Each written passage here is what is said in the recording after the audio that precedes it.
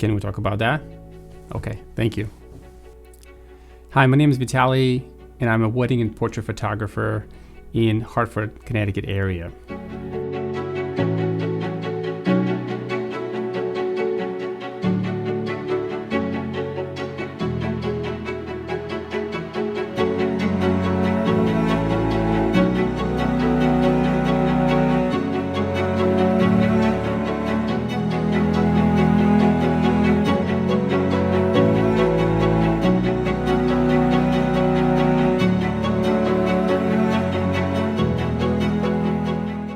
My transition to Nikon mirrorless cameras was relatively simple. There were some things that I need to get used to, such as an EVF, electronic viewfinder, coming from a DSLR when we had to use OVF, optical viewfinder. And there were just, little adjustments I had to make, but it was relatively simple.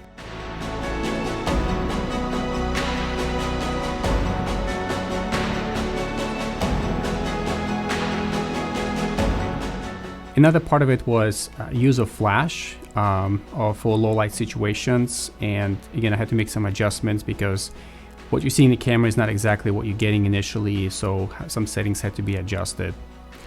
But generally there were no steep learning curve. Much of my experience to mirrorless was, wow, it does this, wow, it does that, wow, it does this too. So it was pretty seamless for the most part, I would say. And somebody who is a DSLR shooter for Nikon right now and looking to move onto Nikon mirrorless, I think it's going to be a very, very enjoyable experience. Part of me wishes that maybe I would have moved on to mirrorless a little bit earlier, but that's okay. And I am fully mirrorless now, and I am enjoying this experience with the new technology.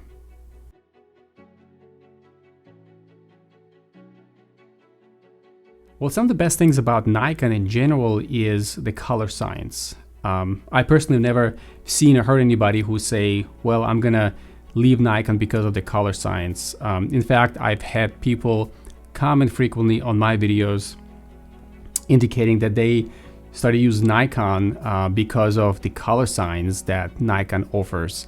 Now, another thing is the variety of lenses. If you have a number of f-mount lenses, you can use the FTZ adapter, which is phenomenal because it actually makes your f-mount lenses now function much better and more accurately on the Z-mount cameras, and I really love that part.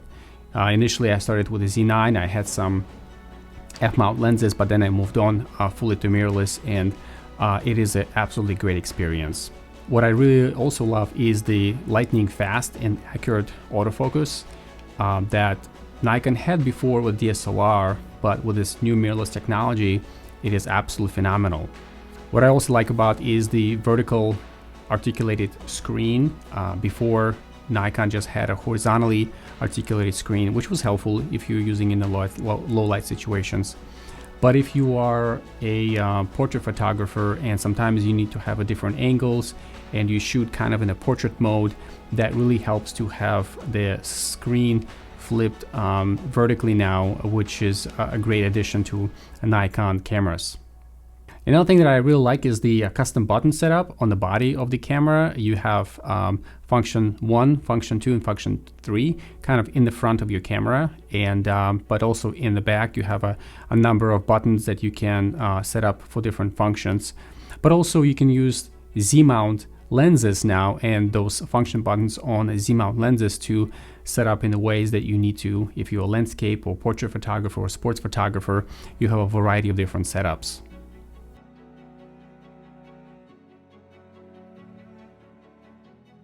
Well, some of the shocking features of the Z9, I would say, is there's no shutter mechanism, which was kind of concerning to me initially, worrisome, but also exponentially intrigued. I was very intrigued by this technology, and after doing some comparisons with the camera that has a mechanical shutter, such as the Z6 II, to the Z9 that has only an electronic shutter, I was blown away by the results that I was getting from the Z9 with an electronic shutter.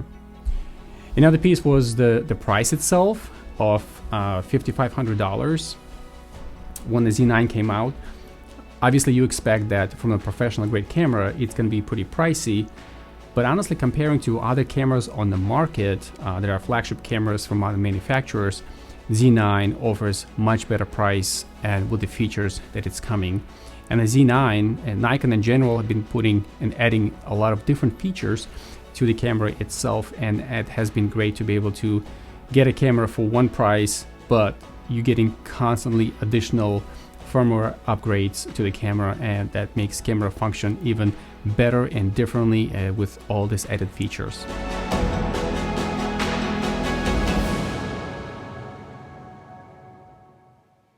Another shocking piece was ability to shoot stills and still images at 120 frames per second. Now, for me personally, it has been a little bit challenging because I'm not a big fan of so many files to process. But recently, Nikon did an update, the firmware 3.0, and they released at 60 frames per second in the DX mode and shooting in JPEG. And this is great. Someone who doesn't want to deal with 120 files per second, now you can have a much lower number of files, which is 60 files. And you can certainly go down to 30 frames per second and 20 frames per second. But again, it is phenomenal to be able to have these features. It's certainly a little shocking, but given that where we are today in 2022, maybe that's not a surprise, but it's great to have that.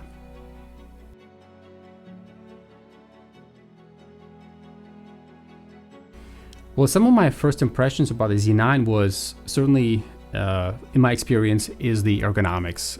I actually did an unboxing with my son and just wanted to get his reaction as well, what he thought. And it's truly spectacular ergonomics, whether you're holding camera in a vertical mode, like your conventional typical way, or you use your built-in grip and hold the camera vertically, which in my opinion, my experience, it's actually a better grip holding camera vertically. So the ergonomics is absolutely phenomenal. I would also say the build quality of this flagship camera is on par with the previous flagship cameras that Nikon released. It's very solid, very rugged. I've shot in the rain conditions, I've shot in the wind, at the beach. It's really, the camera is holding up absolutely great so far. Another thing that I really appreciate about the Z9 is the dual CF Express cards, which is great for redundancy. If you're doing a paid work, which most professionals would do, you want to have this redundancy for stills. And but the speed of the CF Express cards, once you recording and you buffer, the depth of the buffer that you have on the Z9 is awesome. And also, once you have all these images and all these files, ability to transfer them literally in a matter of 30 seconds or a minute. When you have gigabytes on top of a gigabytes worth of data, it's great to be able to just quickly transfer them over to your computer. What I also like is the battery life, shooting different types of events for the entire day, whether you shoot photos or you shoot videos. The battery life holding up is so well. Obviously, if you are continuously shooting a video for hours upon hours during the day, you do need an additional battery, but I think in that case most people would use some sort of an external power source. But just using one battery for one day of shooting, whether you do photos or videos, it's been great not having to switch batteries or carry extra battery with you if you need one. So battery life is one of the other things that really impressed me about the Z9. Something else that's very impressive is the simplicity of the iMenu for photo and video modes. If you are shooting in photo, whether you're landscape or portrait or studio photographer or sports photographer, you can set up your iMenu. Basically, it's a quick menu for you to access if you need to make changes to your settings. But also if you're a video shooter and you need to shoot at different frame rates, if you need to shoot at different shutter speeds, whenever you need to adjust the camera, it's great to be able to have this iMenu basically available to you so quickly. One other thing is impressive is the 4K 120 frames per second for video. And the great thing about that one is that there's no crop. So if you're a video shooter and you know what it's like to be able to if you are stationary, either you have to change lenses or you have to change your position frequently. So having it no crop at 4K 120 frames per second is a great and impressive feature of the Z9.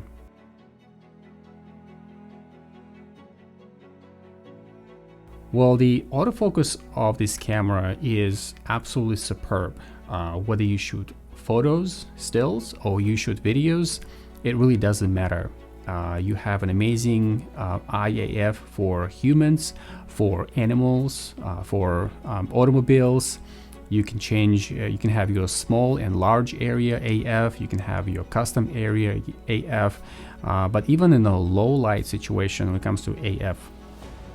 I recently did a video as well, just trying to see how Nikon Z9 operates in a low light when it comes to photo and video, and I was truly blown away. I completely turned off all the lights in the room, and I used the starlight mode in the camera, and camera, the algorithm of the camera was just following my eye. It was able to see me in the dark. I was truly blown away by that particular feature.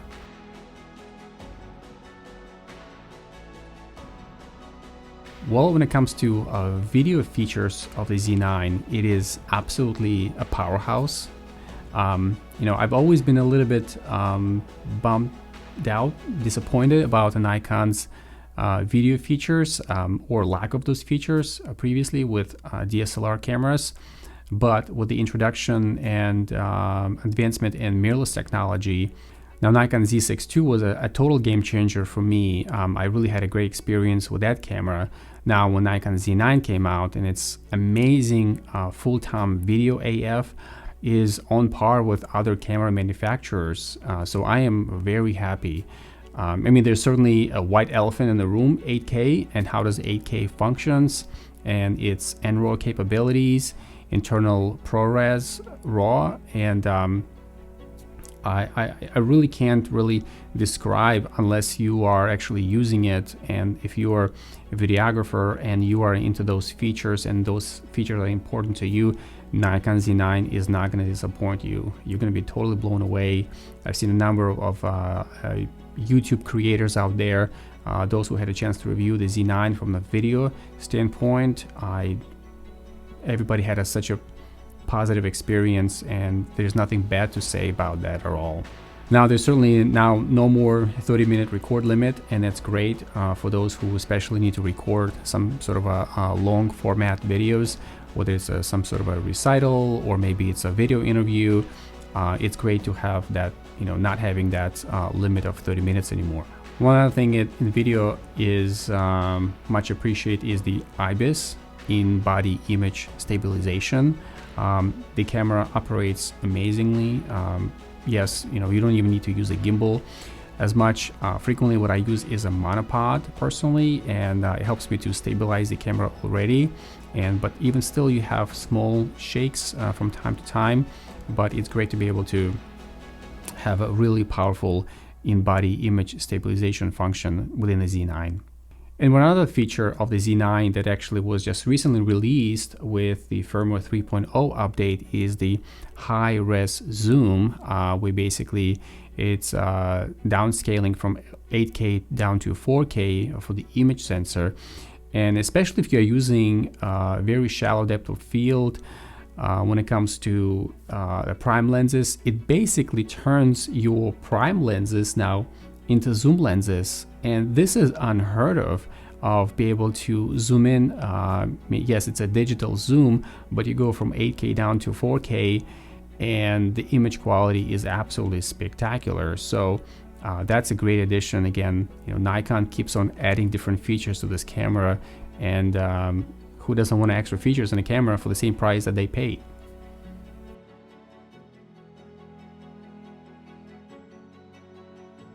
Well, what's important to me is, given type of work that I do, which is portraits and weddings, versatility is very critical for me.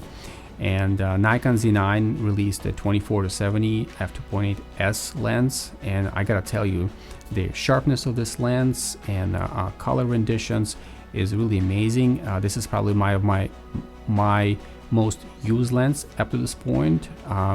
I also love using Nikon 50mm f1.8s lens.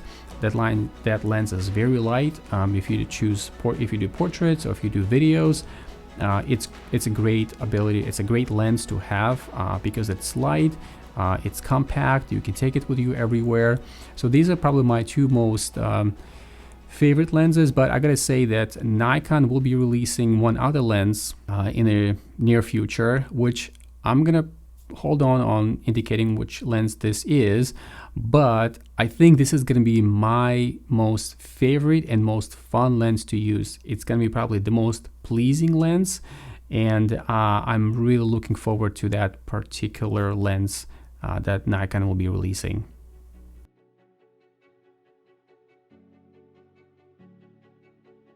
Well, as you know, Z9 has a 45 megapixel sensor, and if someone who is a landscape or a product photographer or somebody who does a studio work, that is a great professional camera for that work. Now, if you are need a high-speed shooting and you need top-of-the-line IAF for sports and wildlife photographers, that is a great camera to have as well for those features. Now, if you're shooting videos and 8K is important, especially internal recording, and you don't need to attach any extra recording monitors to the camera records ProRes internally and RAW. I mean, what's not to love about this camera? So this camera really would benefit a lot of different type of video and photography professionals. I would also add, if you were certainly hybrid photo and video wedding videographer, this camera is going to be totally a game changer for you, because you can quickly switch from one mode to another mode, and it's a great thing to have. And to be honest, I don't really know who this camera wouldn't benefit. Maybe somebody who is a street photographer who needs something small or maybe more compact. Now in that case, I would recommend Nikon Z5 or Nikon Z6 II, or perhaps maybe even something smaller with a crop sensor like a Nikon ZFC or Nikon Z50 would be a great choice for a street photographer. But we're talking here about Z9, so Z9 means business all the way.